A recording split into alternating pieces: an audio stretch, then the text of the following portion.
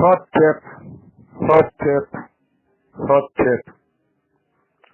Fatuzo kene sigida nani na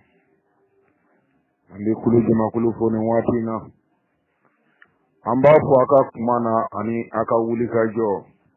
ka be kilingire na fu aka chesiri la ka be asiri roma ani aka wati ka foko auna balma kena ka digede umbe ka digede laba mankando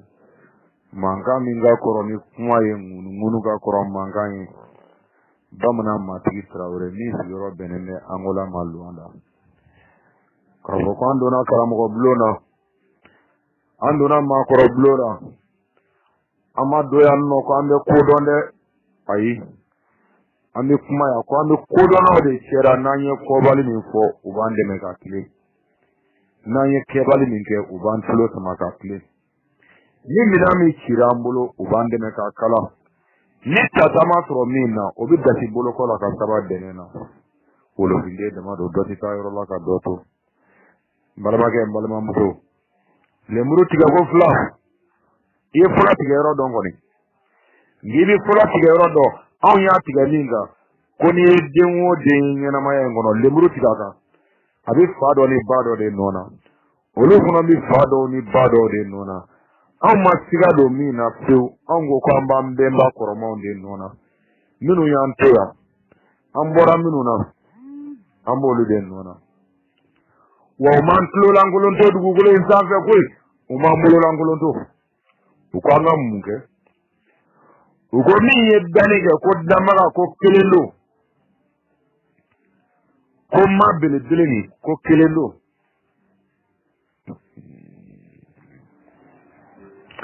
ko fama e kelele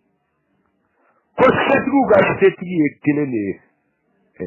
karamo isema ki nalile seti talila ina dogo sede kitai ko setu ga setu e kelele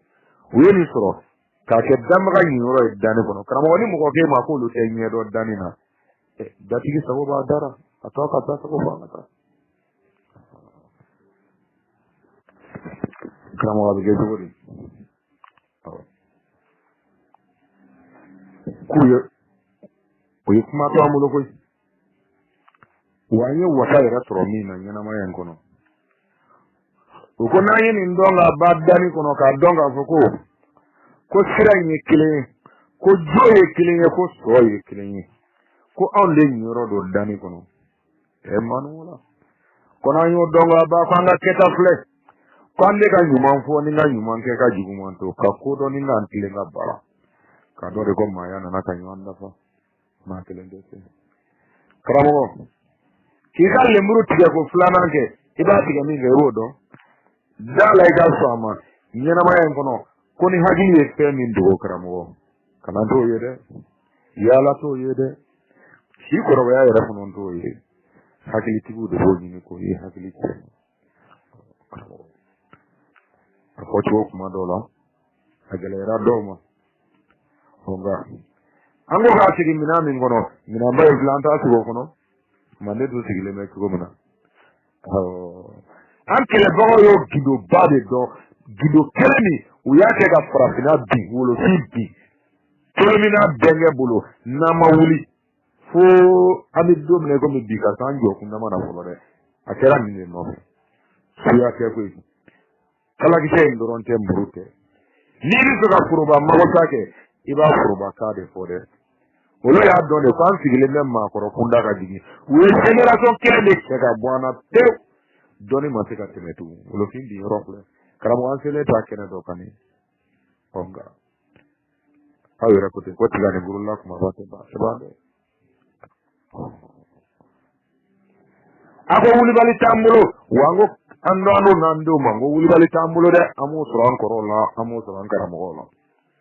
bokulu kanjini mo foye bamna benge ko ne karamo ko ban fo ko ne amane foye de ayi ko yeli ma za kulu bali mani foye ko bayo ro jante man isiri be mani foye man de ko isu to ro mani foye ko la da ko tigu mani foye ko mande blo ko no ma mani foye ko de foye ni so ambe mawla o de ma be siga on fe ya uko de ki be ma orebe ma ya yininde ibe ma orebe.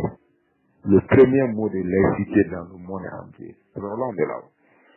Et notre maître auna ebe chedo nyina ma ya kono ko ni ngo ki ba ke dia ke ki mi sega wolo ni mara o bolo takana na iko ga ala ta du akola kana ya kwa atuma ke sugo mura ni kera mo lo ke sugo da atuma ke sugo mura ko de ni kwa ni kwa sono mi lo ko ni kera mo lo ke sugo da konga agalera manjugo de agalera tugunde do ngwa agalera manjugo agalera tugunde do karamo wole da karamo ko ban fo ko ne angalande ko anyame ko ni da baje wa karamo ikende ga kuma era to kuma mina ko no goy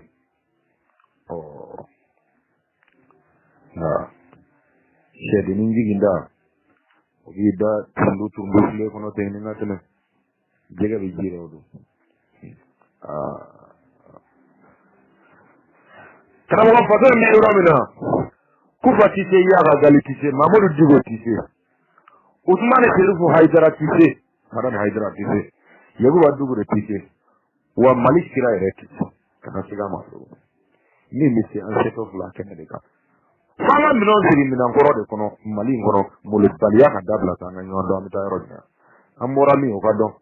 ma siga na ndega tugo ka foko abanta yoro fa yin samina wa ta na kono anga dawla ni dike kinu madon amora mi na kuno anyo yi anya bola kwanga bango fo ka to sinita ziri na ni yonje mali de kuma sira ta o ka dabla de ngo mali de ngo kuma sira ta o ka dabla kinsa ke kira jamana jmenga aw ye kira jmenga ko ya kan namara dla yisi jamana do ka ke kira ti te jamana do ka ka fo ite jamana do fe tu je le yu ka kira karamo ata no je amu ya fwaye ngo kolola mi ba yere de mani ngonje ammi ka yele ko loje de nali dine ti go mi ka yele ko loje de hawo za kame wule madame se ananye mo ma ame wule madame se anga fangama fangane bunya kaga amulo hal nan delo kadaka giya trito de do akanga bunya nyedo finitigi ni bunya kaga amulo hal ni delo akanga bunya kadaka finimin do nana ni jamana de jeraka do ala de kanga bunya nyedo ade bara de fonona amba kalama bere ka boli ga birbire ade bunya kaga onga e blomi blomono nan sera enno abe fanga bloki boka da abe arme bloki boka da amna bloki jmendo o blo ni kono o to de ko mande blo ma ko blo mogaye momuso demba muso faye denye dogoye koroye modin yere huma modin ko amba tigi ka kuma amena out time kono amru fono loje na sero kenega anga pama anga diga bi gira fle ka sima ambega ko ka wele da anyi wele da an karamo ko na ndogoni abduliyan ko jama ka bo kom benge ko te kulu kadigi ko ni ko babi to kulubali kote ko karamogo siru samu kote ko karamogo professeur morbo gindo kote ale ko konte dore la kura ko ni nguru ni mbarge do nanti sa ceganya amisa ka kulogere on dongu be wi koroni ko to do wuyangile olu mago fe kundela ay olu te kololo kelela de kun kelela do karamogo ni mani yonje fama mali tilama bi da kelenda ke domiliye uya do dununa ka do balala sama an kametu fono nya nyini fe an kalande unde an ta do na bi ke karamo ko janye fenye iki hage to kalande kuma do kalande unde ka kalande ko ba ga nyini ka do sama ama nyini fe ite referendum do ke mali ne ika mali de la jele ko kana ni nye kana na referendum bi bed hage ma ika fo an munu ngoko ko le bamanande unye mali dugukolo kan an minnu b'a yɛrɛ ye kamati denw ye mali dugukolo kan n'a bɛnna an ni n'an bolo nafolo n'an farisogo ma an b'a don a da fɛ referendum ka kɛ dɛ kamalide senwo fenasira santa ani woro kilajo kiyiniga karta isrola ga so ito ko mamadu o tiga islame malikono bilede o bana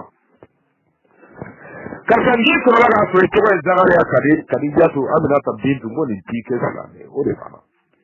ye doni kalama ye do kala iya kala jibena anyiraga kurbakana ngorawa iya kala nazara kadira iya kala larabu kana awonye do kala anga yoro do kina folo kan no bola tew ibita min ne anga wajulu kala da na ngi misro atma ira kinya kono kele dere ka ko wajulu kala ko buli bato lawde ubiya buli sono ndunya do ye ko kaba ko ni dangu munu be ko ani ala kamemi ma ka qur'ane kono ko kelen dere ai ala kamemi ma ka qur'ane kono o ye min flu bolo de ko hadisa kadala ko yi mo ko nyon kuma kan ko ke ka ala ka kuma ma de donc ala ka de bakati de isa ma na ki karaka jahannama kono shite ko rafi ala ko ka hadisa num de boara ko o be ya ayu gono de ni bale ni ya reta yo qur'ane de akwale ala ye jago gelade ale commerçade ko fedo ba bolo ko alijine kanna me kafiri qur'ane kono de hadisate qur'ane kono mbalma muto ngongi mango qur'ane kono ada qur'ane de kono ala ko kana naga ta alijine fere mu'minu de alijine anana kafiri asa so kono ya ko de iba do ko de ngaya ko qur'ane kono afa sansugo inni ani bolo na fulo ibo be la jene do ada ko sa so ugo tugo de fiki gele ikam mo faga o nofe wa ira bi siga faga an nofe koni kan ika doni siro hagema iba le kali ne ko ay ni faga li ne siro so hoda ni do o mbalama muso dina yindi de amene ga karande dula malla ebi rayi islame de wa ebi rayi miru bagay fulo wa umi ebi rayi ntara de sabadrondo ebi rayi islame de malila wa ebi rayi jamakulu la mino go ga santan ko de an yere na nyi ni fulo ambi ga miri anti jate islame ya sharia fe anti jate dora fe na be malide fulo santan kono ade mino wera ko kon tara pew ni islame ya sharia bi ti fana bi ti ay fude kuna jamana kono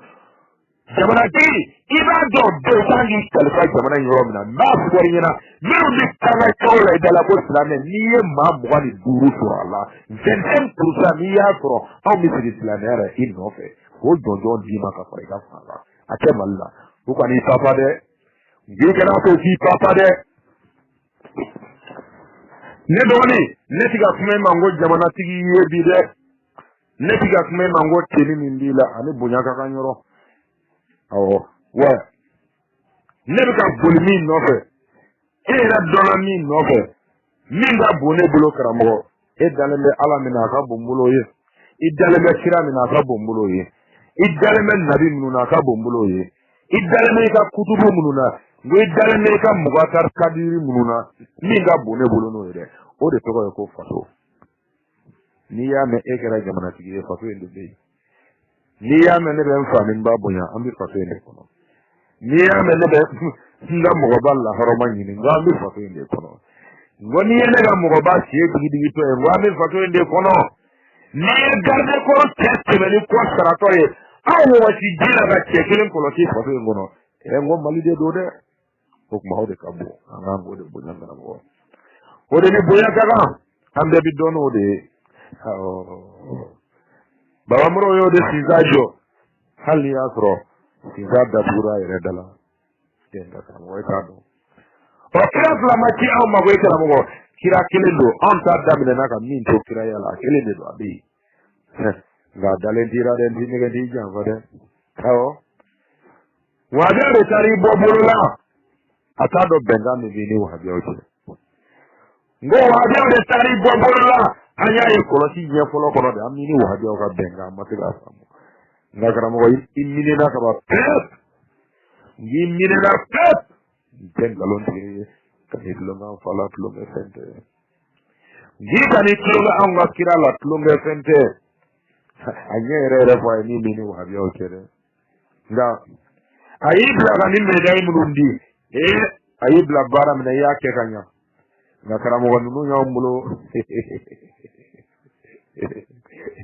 Bugenda la kmode kwa nunu te klega ere. Nunu te klega. Ao. Kala wani o cheki. Kuni cheki bika ka Saudi atabe munungu na. Ani munungu ya ata mabu mweziwe malla. Uziki fanyo hati ya dunia. Ao abu cheki godo. Abu do. Mwene kwa hankora kema. Mweshari hudumani manana ezra. Musa indega iye dikilendo anfala. Nini kola kinga chabi. Machi libadia ena. Mwasikara tu. Suno atara na ka bakone ya da television na ke nga ida fangara commerce ko ni bo donga tamaka ya le ko kay commerce nga ke sam bike gini ko nyina ko commerce ba kelen tama ko ngai na bona ni technology pro no isara basande nga fa ba kama ko ro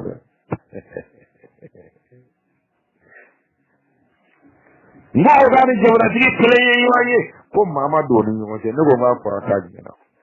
andwani ana yema ami delike boy ko kumba bona ka yana ka baro ka ta jina siga be jamana de chamoro ka ko kede sura ka ne ulara bu kande o siga ko ne ma na ko to ka fo kan fa no min gele ne obi na garo la ka ate ni ro ni ti fa ngate to ngani te ba ti avio yere le ni ibegai ayi to buguda la ninga donga ti bolo dai de ka kamano la ke galo ya Allah ke unde ya fo ibe ga go amdane ni bora kan ma ki ti ya ma ke sabu ni bolo do ko ti ma ki ti ya ni te ba ki ale no zo kra mo fi fare a casa ro sono na ga vendo ti ke ti ya la ana ta mi ga Yema! Ide segi ijoro mina joro tere anta dugi ma. Iya kaw nyerela. Minu yo ba fato wala la kan boli kana fato nobe. Igo mu dumi fato li. Karamo iyo de la mo yo. Sigi ni bade unchera. Katoro ga haidara tui. Mami fade na jamana ngono bela jele ba do. Kona be sharia islamiki no ka ta ko to murtani ye republiki islamiki ya ka ke on be ma ko de ti de ma ore be na na ngar sigi anga ko ma ya ko be ko no ta ma ko ma shi ti ga ma bo mali ya da amulu bali de ya be do to flara ko ngote pa amulu bali de ya be do to flara ko ka bi kan arabu bi ta ke flo ko yemu ko yemballa ko ma fla de ba na bu argal ci to ti wa amina gal ko muru do gal ko nya mata gati galo Umar donda si tote wa ute sabalisa kama ute sabalisa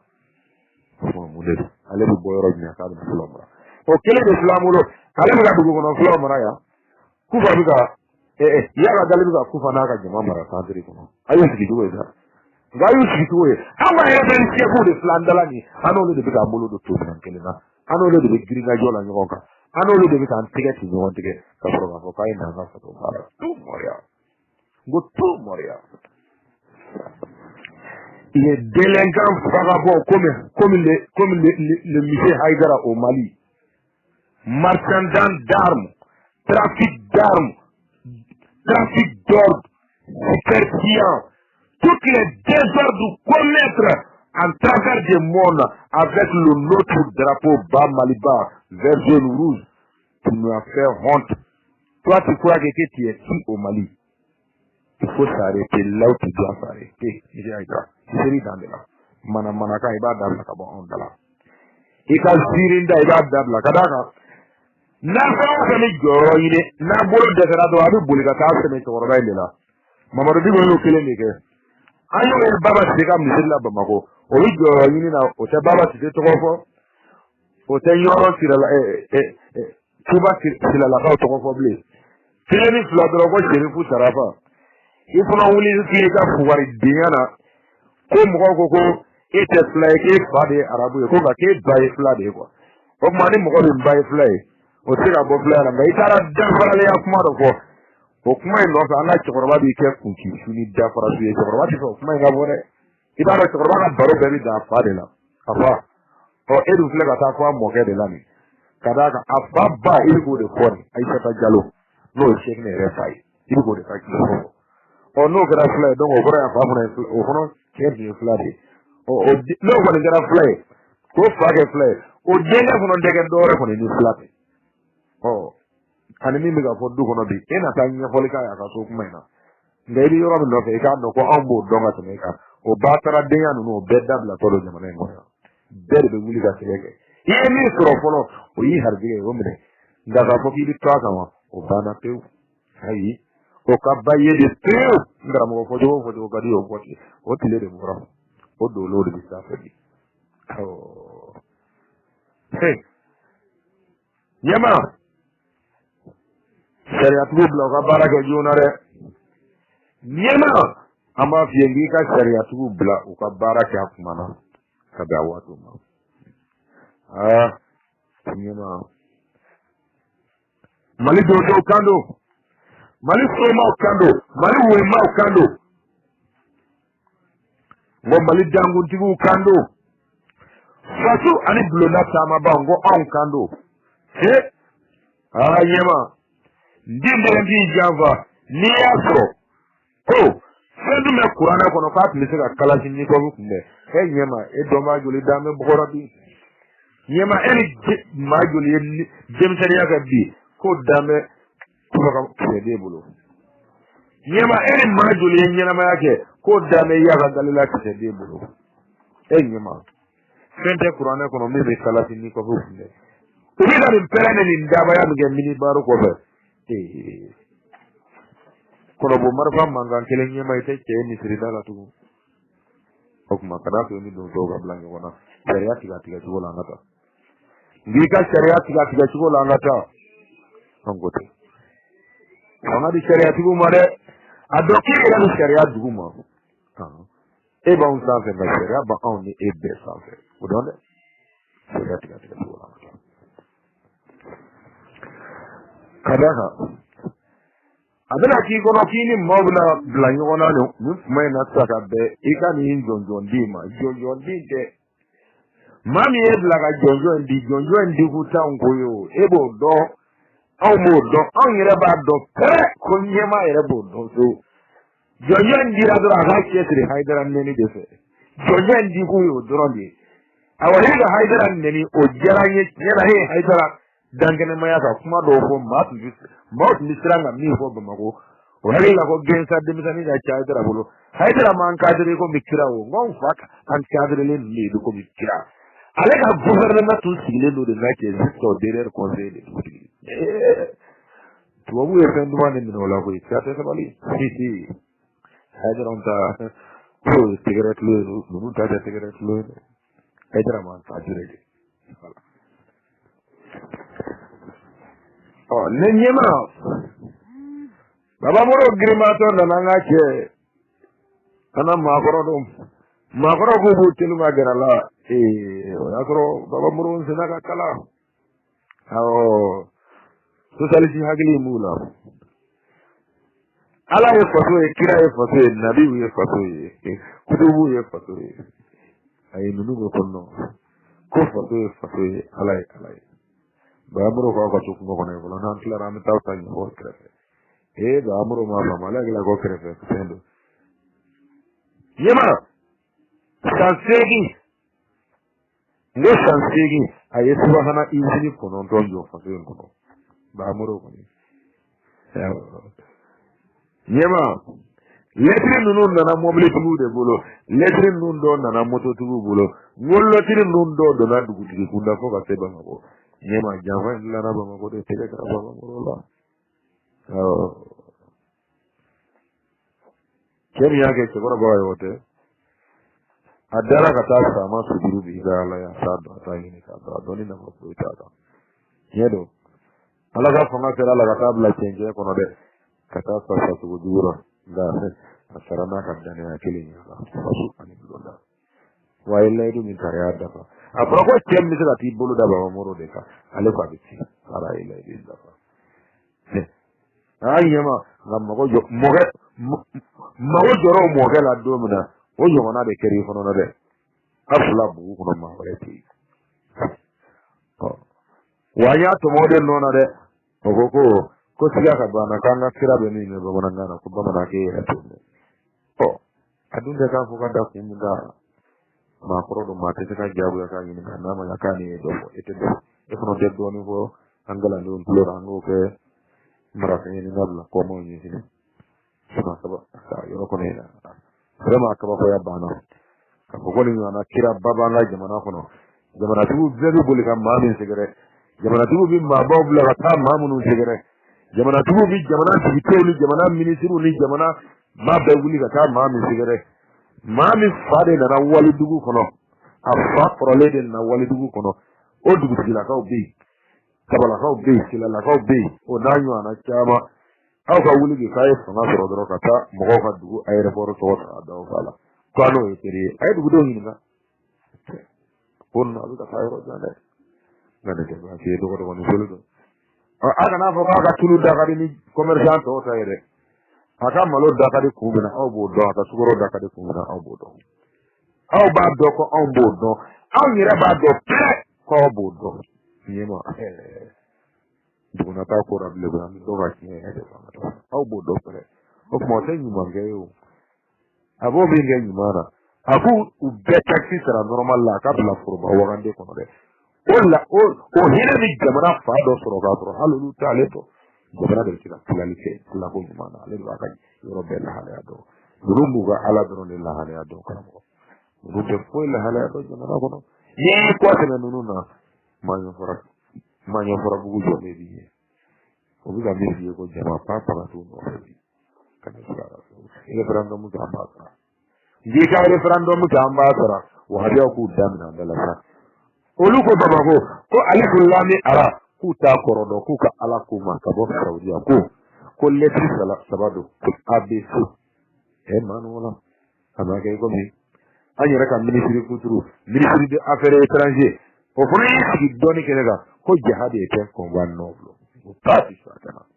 tati to manjugo de sakana me nana de kana mo ban fo o de fera la jugu mai ay sakana de fala ko jihad e ten ko wanno tati sakana abige jugodi ngabi ke jugodi isere la min mono min fori ni ma wuli ga do re yala ka do re ni tuli na kuma telegala flaga ke egi page family me te ki to ata ni ko ti la baz fra la to bane do ro ni soli do na to le ma kono fena ne ka mo kon le benge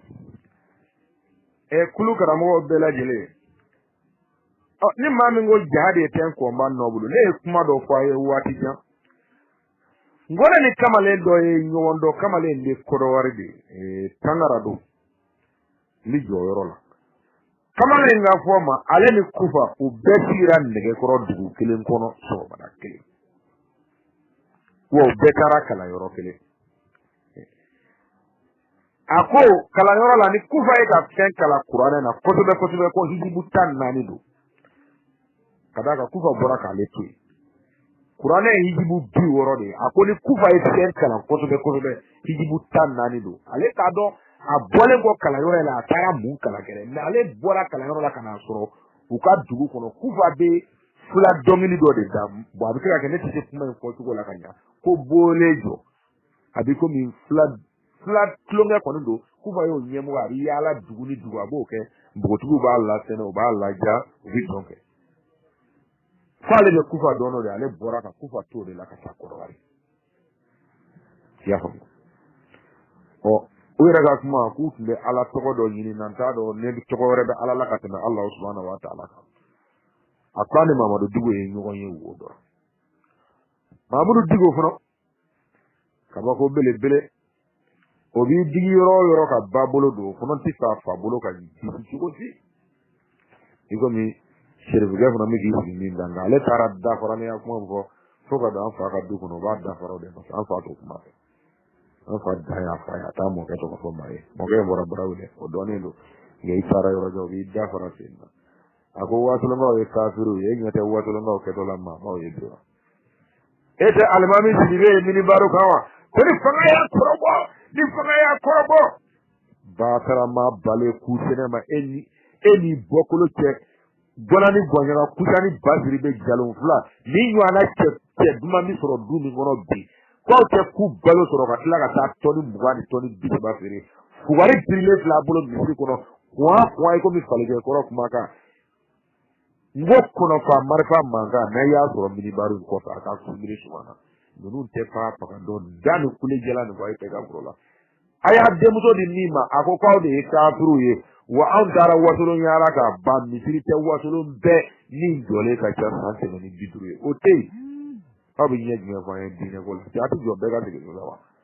teru ga sigi tayre ya ma bozo ga sigi bozo ya ma sofaru ga sigi sofaru ya ma mate misigena kura munu kono na lu ga siga ma anga ta mire fo sir baga kunta ka du kono anga jigi bani malite do anyere da ma bi ko do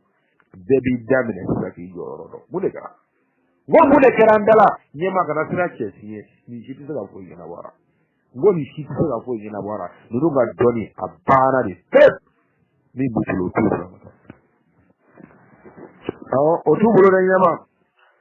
uyemi sura jingalila uyemi sura namarala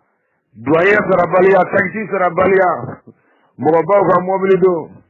taxi ti sura la o ma sura ni ngonga ka mobili do million tampuru la ka dale ma o natin temana do ayi re fe million tan lurut ni soro bita ko andira ima ya le kire ngi kuma ya mima ayo do lu wona communautaire la ko do ga so katla ga irela ko halle ette ale temende la we nyema temende la temende joda abiga do won sa ta do ga kile de ko ni ya be ga ta su sa de ni ko wuli ki do nyema ko te sharia ta ko ko sharia de e sa ma kana tulo sharia la de yema ne bago wa dia dimitaru sira ki baga ika shariat kono be mali mono yema abi kle dono abi kle mana abi kle kola abna kle tora ha yema o tso kana na bonyo ko mare under mo ni re kile kadaka yin taraka an segera on hagilla ngebi do kala mara de nyedo mulo ke amina kan sabatu ko maya kayele ko sigani sanje utani sanje ka loja duguma yema otiga seka sosore santo duguma kono ka ngulo de sanje yema go wulo findengele mo soso on yara on ga tona na ga mi yesa kwanga fanda ku ye duguma mo ko yare ko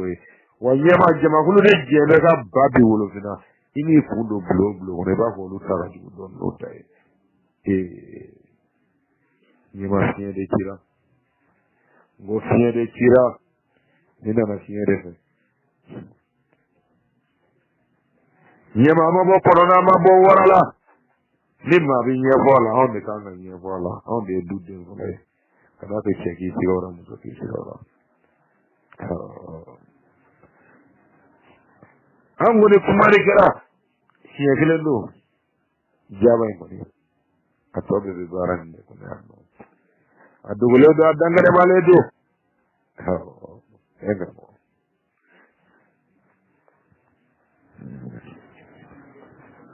Kofente tigitande do. Wasemba senizibini tichama. Gramo mo kano ki kale kadire. Yema karaso black cross minde munu matna sambina nika. Olubu sigi maliko no ka livru ni do korota bro. Ko niga ala tarefo ke doya. Kika ministru doya, kika dibito doya, kika gouverneur doya, kika sous-préfet doya, kika préfet doya, kika kidde baga bela jire doya nyema. Toma na tlaga yenge kika medai doluma ku be barala. Olu bale ka barala, te fa do barala. Haidara menni fa do barala mali kono. Ni mo walo mbori ga dugula kan ika machine fuligi kar misiri kono haidara menni kama. Eno kare ga mobili soro sababu ni ga na kama bi soro de. O dene yo bo bastandena dale me jamne bugula on greve e poi bola ngajo na yema o bi hidla hi te ndo kala doro ita nyero ti ke bolu la ba traffic fly de so ga nyamne kana to ga ti yo le nyeno re gi kana to aga ki jole yana ni hagil la kare do gane do go folo kunti ga to atoni ko fe go mi hagil la ka do na du ko kuna ko ma do kuna tun do na ka tin nga fo ba ko wa biya den sani aliful lam arafa qoro kuna le do na du ko gine da bale do nga du ko te ko dore te ko gire ku ka ala to woni do aliful lam ara amone arabe man be babulu o ara kele de do o ya kro belebele ka belebele de da kra mo lukuma de ago mi ya dilla di fo ba fa atola Ethiopia ka mo Ethiopia ka sa Ethiopia amata ala ya ta ka ala da na ka ala din shi maje o fora ko aka doni nobe gregu de ay doni nu che ka ta na e ka ta labara chu gore la ka la mo gore ko sula ka vanno ko ko aliful lam ara sanji alabe mutogo alabe dembo alabe tasma alabe siraw arabe febbe alab ni gregu bulu o fama budo yedi bigali taga fragna segere kanu ni na fulo yela na ka to tolenno utur laka ala do dilla ko kenna fulo alay o gido tan ma wore bulu nu na fiti ta ba alhamdulillah ala ko korore tala mali wa biya de aflan ya bulu fu falak kafana ba bi fayda yidina fayda aflan ya bulu ako ka ala ko ka ma min korodo na ma korodo ya yela to qur'an ko no subhi alhamdulillah ara o na tlalo la o gira ki kile dunu ukadie kama ko mamba ka tona ku aka to ko ba du made l'homme le plus violent l'homme le plus sanguinaire l'homme le plus barbare que l'humanité n'est pas connu massa de l'Ugalani Alexandre le Grand Égypte deuxième capitale de l'Église alena akarje solo dudu mami da wolo fika fo hera ngamu e fenda arabu ga fo arabu ala na ne hajiju du majiju yo kama ale be kile ko kalama de ala kirga do da karamo da ko kaba ko mbara denyuma de so ma fa ko kira ni lugu man kilen te denyuma to watara o dulugala ne wuli la ka bi ne ka ko ne ba do ay jiya kurba ka kan ni ba bo na ni ne ba do ana yira wulu ba de jira wuli lo de kile gine ka ka jiya be to minu fula mo ku sile ne Ibrahim kan na muru no de ne ma de ero ma ko de bale se how bad do pere ko Ibrahim ta ke wora de ne na muru no de Ibrahim soro ran do rai sin pero sa ko na de ba karamo ba do ko ambo do mi gero o sa ko no so de famile so de famile karamo de ne soro lo ko no ko ni o te ga ke pre ni se ke sa ke re de ati ke fa ulla ma karama hode foto ke ne gele yayi nyema hode foto ke ne gele yayi nga kana to ki papa ba ma ko yiwe e yela ni wahabi a demise ko gana kulele dala ba ko mini baro ta ke nyema ni mbe kele na ba on yorodo pere ni mbe ba on soro yorodo wa nyema mate ni wahabi a demise nu na minu ni kametu masigi kurane kuna ke bo ke ne ka o kamata la so ke ta la ko ni kirkara wa tita nyema ama fone ko de amalla kala ne de akara ne jole yana de ne se ka ke mu kan to fi yana mali wahabi dem kanu na minum be kule le dala bago ni ye se diga no kula ba ke an wa kuma boni ko no ka kametu ne ko ana ko ai he no ke bo lu kera ni yo lu ye so ma ko ke ko ci ngara kira yana na wa o wanyama debna ina do esa fima ekuta nga kira bunya olu ya mu ga kira bunya olu bi fe jonga bunya nyama ngo kira ko luma kira no na kumona ko lu bi doni ni ku ka ta fo chini enga arabu di me ga ta chini arabu ga ta ameriki europe o diga ta chini o kuma ma kira ga kuma mede wa o bi kuma ma be o mare o le o ga kira de soto elu ga kira soto ko ni nima wala ko ka bo so mangu torore atuno kira ya ko ka jia kona bi doni no ka kunda fo chini au mata chini arabu hagile na ko goro do mo mata chini o kama chini yembo go dola kuta gubla kande ko temperature kono endi yo funo yo loje o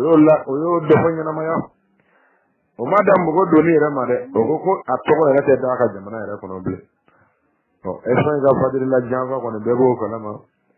ni funo ngara franci mo bebe ni kalama bagade ke ma be fande daga kuma mo fato kono sibira am papa am fato kono sibira am jati am fato kono wa bi ade o mo afamu am yoram na binya na ma kono on yere ba nyire ga ko an sale do ka ban kuma ni ban kira ni semore il se kana no kuno sayate dugula dugumana na sanfela an bolo wari kona nyedo awo repita ka doto aw manye abuna nye ati sobi surayere la so ngati sobi surayere la so faga do ku suru na faga na do na aba do odo kuta aw do adoye utele do adoye utele do adoye ute ale do adoye ute olu do adoye endoni koma kanga nyema fo de go koma kanga nyema fo nena foli kaka makele kanga mafula fo foli sariya de to foli tabolo do kama babe sigile fo temesena bi barakala fo kama okanga nyema fo makele di mafula be mafula fo okuma kanga jega jama fo zo kana sigida nani na do kramgo ba kana do na yo flemici anda mala go bi abaka kama ba go e wole da ay bo ka wole njabi de awatale ka koko abe kondro na muso sane ka dugu golo su tigale de sabe abe morba na muso ya ka dugu golo su tigale de sabe faratun da yiru de amma nyaw ne tulo o tema na dugu golo nkaya ka dugu fi ka dem soro ko bona to ka tula kana bi ko pate do bora yoro wore kana ka yiro kono ko an ga kaba o tebli an ga yiru kere ko hala mo ke mun an boro lula ko lu twa foli ko beka bla ka banda yema o mo so ka fa ko ron ina na arabu de ko te no na de ni de la sina ko do ni sa na tin mo de mo so na ce do morbani ya sa tin mo de kena mo so do ko ka du ko tu tele do ye se du gena tu mo de ko dige na ko ko lu to ta fo aga ala ko mama nini nye kwa na sa nye do de oni na kere ni le do aba dam na fo ko no fo ni sa ay fo de so aka dine fo de so aya tile ga fo ko no kala ko nga bawti kala na ko baw halaki kala doli blo bawti ka ko du bela jine ta kan sere ka bi kulu fo bi fo sini fa to na ga ka ko du yere wusi mba ka fo do ko bla ni mo che ha la ka original ya fammi original yere yodo mo wuya ni kala wuya mi londo kulo ko to do olu ta kolo lo kala ko ni ma yere da mani ngonte ka ngonte fara o abi ngonte fara la do je kila me o su fola jahannama ye o ga to ko ni kila irati so anu lu ga nyoye abi me la yobla ko lu nyori ga tabi jahannama ko no don nu mo no ko ya so ni ma ke ni ke dura han yin ni wona fo no te yani ti te islame o kele ma ni ngonte o ya ni ngonte ko lo re ngare amma ko jora jamana do na do aba beta daguru ya tele o to e 95% muslima fo black ro do dabe filisa ko 90 de ngita ga 100% janga de fato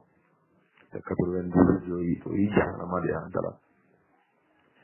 90 ko referendum ga ke au ka adama do ka adamine ka kuma tugo do ka kuma ka ma to bunya kuma de kono kwa ka do ma go ma ya ti ndo ko nga anda kwa aka ma to ga shi aka kala o de la kwa nyema ma o de la ko ni ma wuro ne datugo ngoni ma wuro ne datugo tasma min mali tulu no ga ta do no o jamana ne kono ka do kuno baba muro min ni adlana o ka do de kono wa nyema olu de ga anga du manipulate ko bela de na utara almami juli kala kono suru andala e dugo nuwa jwe yolu la amolu dugo ni ko ba ko don folo ko wata ni doro yi yema malideni se na ka me di yoro ne bile ni baro kele ko fulate hali su do yoro sera tegere tulo ne yoro di sebena kambi for rosme era bi malide frango nga sabi ko nga che na mbora ka ta jo agra jodi mu fura prezam kulela bana ayini nga ko mu fura halil na mu prezam ko mu fura yema ki sekile so mu sira ma o sebena kambe yoro mena bi ki sebena kam ko malide ya kambe o to de ko mini baru ko fala o de mo mi ka mini baru ko fala nu juro so karamo no ki ga mena da bada ni ma no bi sa bo jama ko ki ga bi kada ka jama fa to Mati jo ko no re yemo bikana yema wo yema tura folo mina o te kele ke tura e o ye mangan kolo chila de o te kele re ni do re tura blame ni haraba bikana o ko fe yema o te papa do kele la hali mi te ju wato bo gena de so o tabbe ni kumbiri paide kana foida kana damna ya foida ko nyama ngongi ma fende te qur'ana kono mi ni sega kala ni ko futu ko be adeyo ni mi wa be so fle aboni kene fle boy ka point mandi be mo ko ala abi fare to ko abi fare jamo ko nyama te kiro bulo ate na bulo kiro re ni ga blogu do ngata kala la go kiro re ni ga blogu do ngata kala la yema dajate kuna je no mi ne dara ni mani fara babu cikan ka nga wuli ka fato no je yema minu mago be fato na usigi to kainde oh wani auneke kwanga sigi tabalika iko me arabo alabi sigi ga kaddan fon zuze to kanga kufa zuze yema ibada ko iga ministry flaga ko jihadi ten combat noble ni yani kufa sigi tabalika doni tale blo dugu ko le saka be ka kufa datugo mina ka ko jihadi sigi ko bandi ko jihadi no kufa ya ka kele damne tugo na ten jihadi ira ka kuma combat noble tundo me ni tuba ko fe noble de tundo do flo kufa ni ya gali ani Amadu Muhammadu Dugo o be Saudi aka nyo o se na kana malla be se bana ni ga sere dedica project no an duba project ku atara santrila atara flade on kenyo konka o yera ka yoro la dugu a abda no yera ka yoro la fola ka ko dugu mo ka marfata o yera dugu jenu bi ya sécurité garantie kadaka Mali ga sécurité fo tiano bingalu tiale lo Mauritanie France bingalu tiale lo Niger ba du mo e warni mo ka dama ay marfa din dama dama soro marfa din mo ne dura yo soro ay rek dem sen jaggele ñoo mo ne duru ñini ka taka o bi bo duguro bi ta dugure o mana ta dugure e dugura dew ka ba dara ma de ga dore na ka do so marfate ay ñebe fla dew na ka dugu damne nga ce kala ci ko fu de ba bebulo o ba ko mana kala ka ka ñoo soro ci mo dugu be na ni dugu be na ku fa be na ba ko abiga mogo minnu tɔgɔ mɛn ko jihadisiw ko anw de don abiga mogo minnu tɔgɔ mɛn ko diinɛ gɛlɛntigiw anw de don abiga mogo minnu tɔgɔ mɛn ko bingalikɛlaw anw de don abiga mogo minnu tɔgɔ mɛn ko jato u ye fɛn bɛɛ d'an na anw de don anw fana bɛna yira aw la ko aw minnu n'an ye ɲɔgɔn ye aw n'a ka seere anw tɛ dɔwɛrɛ ye fo Allah subhanahu wa ta'ala ni fo Qur'ane kono ka ka diine la kile na jengene lo jamana kono dugu kono sigi kono anyo o barake bagade oni mami kono ngero jenge bagaye ki donano o jengeni e ifali kono o ye amma wajibi on to fe fali jugu ye koy dugu mo yana la kuma damne ne ku fa mi ngale ga misri damna mogo bi ami ye bemba sira tagama baga yo ni bolo wula ba fuki ga wuli ga fale kan tema ala ko mogo bi ami ye chrétien wa ni bolo wula ba fuki ga wuli ga ta kan tema mogo be kene ga min te islame me tabulo wara bila wa ni bolo wula ba fuki ga wuli ga ta le kan tema ale ku fa saba ni islame o de ke yema aterege ga fo mane ya ga chedem do ya le soro ko baro lu ya fo ta ko ndamine kinyana lu bet nya ga tela ko bayido ya fo donc amin yiri ko alekuma bana ni gare do ka islamo la islamo si kana fo ko kufa de arabu kan do kala qur'ana kono ka koro wore dama o biya kala kala ta wore dama ni mo ko ni gara islamo anga jamana ngono iba do kanwo kana ale na kuma mbi idilla ka kuma ne ka teme aba ko kufa ko mun kuma ye aba ko ale daleme Allah subhanahu wa ta'ala mina arabu ye min fa ka ke jini bo ngoni shine tasuma tigi ko ala ni ga nye folima danfo nga chabulo nga danfen flaba bulo ayolu daka dankun do de uluma ka won danfen to cha o danfen fla o de to ko hada mana de muso hawa na de o kwani jino kabla wore kono be ko jino kwani olu ku kana dron de ko ka pata amma bara wore fo ka kana ko kedu ko sa ko ba batu be ba ko kanyi ne ku fanyi ne ba ko tabarakallah akon bal maga era fi fulan lamre magare na re ni magare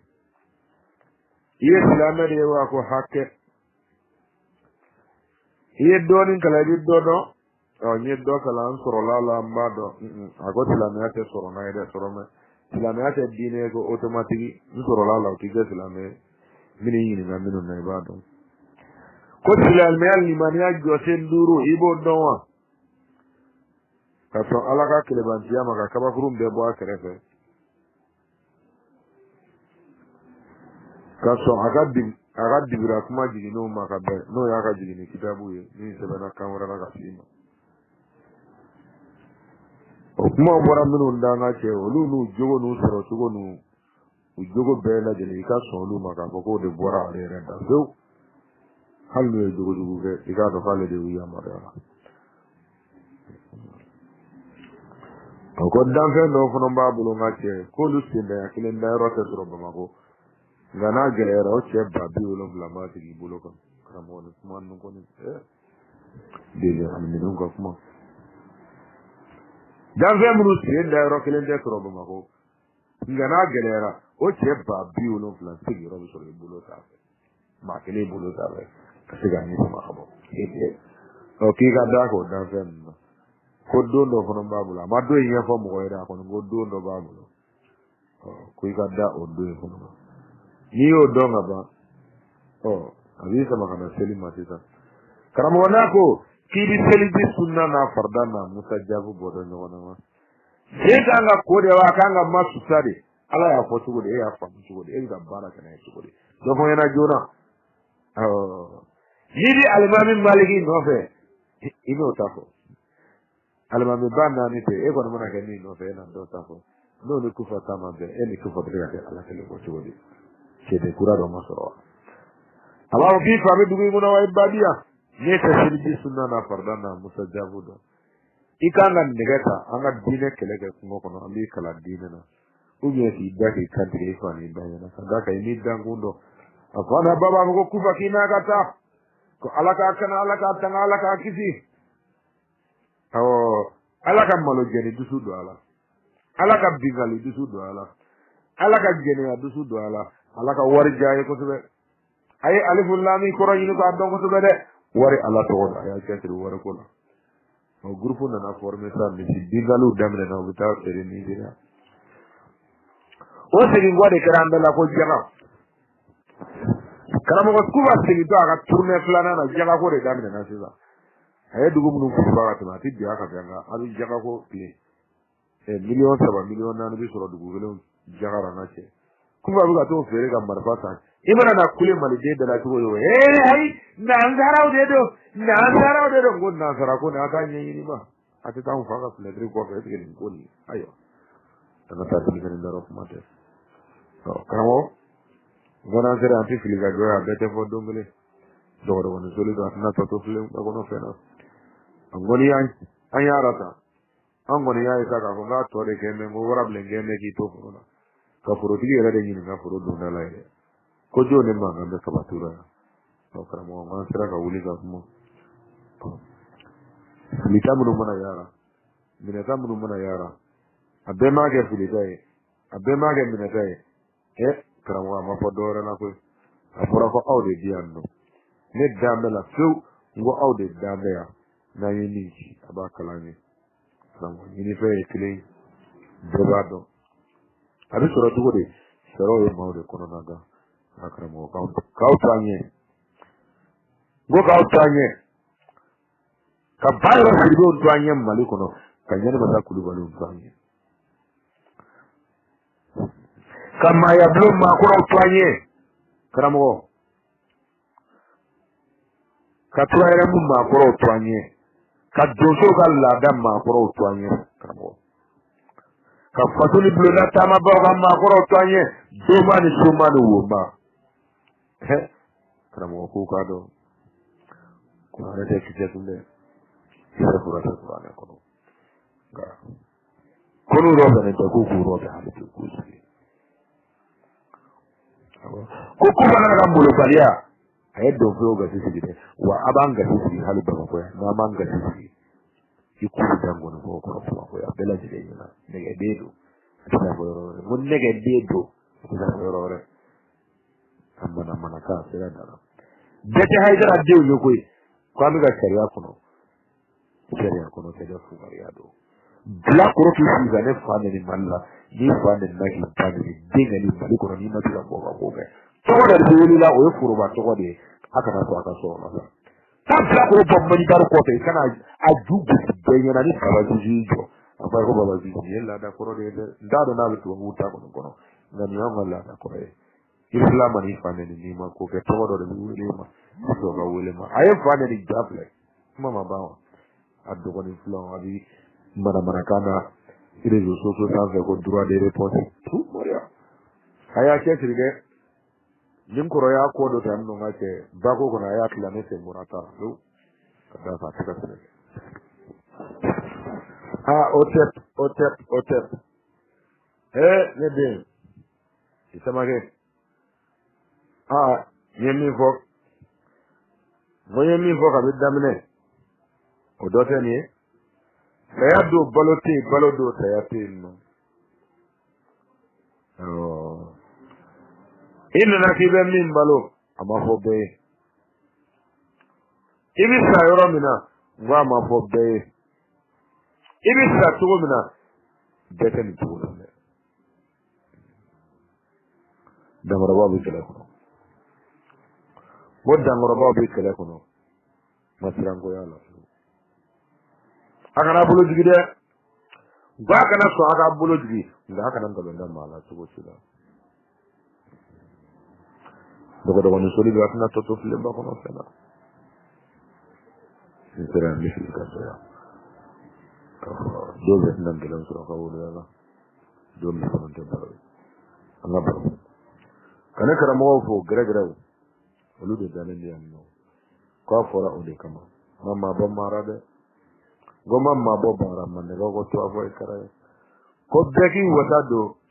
ne ba a n'an karamɔgɔ Jata Madiga la Tigre an ba kunba ka fara furukandirijan karamɔgɔ Banfo Kɔnɛ a n'a kɔrɔw n'a dogow karamɔgɔ Seydou Samu Ba Bitɔn Kulubali grand directeur Valence karamɔgɔ professeur Modibo Gindo Bisi Kumare karamɔgɔ Yusufu Kulubali Gabɔ Margaw ka Nindi ka Keita professeur Modibo Gindo an kɔrɔkɛ n'an karamɔgɔ ale ko an ma de ko koko ni guru ni bari do ne dɔgɔninw wa ko sara foyi t'a la n kundigi ni nare tɔtɔra ko de do ko ko sara foyi t'a la ko n'an n'an bɛɛ k'a kolo gɛlɛya an n'an bɛ ka